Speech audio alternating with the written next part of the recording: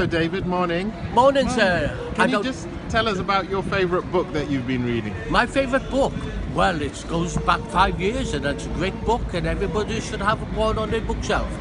What is it? No, it's not that one, it's the Quran. How I got introduced to the Quran was I was on the plane coming back from New York. Yeah, that's over that way. Oh no, it's not. It's over that way. And the thing is, believe it or not really, this guy was reading a book. He left it on the seat when he got off the plane like me. And you know what, I chased after this guy and said to him, "Hey mister, you left your book." He said, "No, you keep it." I said, "Well, okay."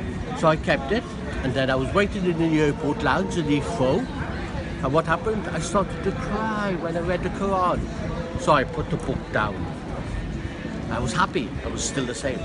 And then I picked it up again. I started to cry. And then I got a taxi to my brother's in London. And then what happened?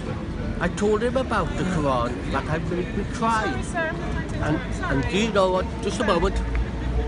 And then what happened was really, he said, "Don't speak of nonsense things, don't speak of things." I said, "Well, the thing is really, why am I crying?" And then he said, "Go next door." So I went next door, and who was there? The man that was on the plane. And the thing is, name a number, any number. The thing is, I'm not selling that Quran for £20 million or £20,000. I read it twice a day, and not only that, I keep it under my pillow. And you also read it to people as well, don't you? I do, and I'm just going to go with that.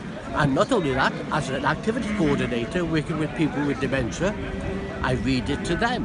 And the thing is, they ask me questions, I don't know all the answers, but I know there's one thing in the Quran. What is it? Truth. And if you was lost in the desert, or you was lost somewhere in town, you'd ask somebody away. What's the Quran? It's a map for life.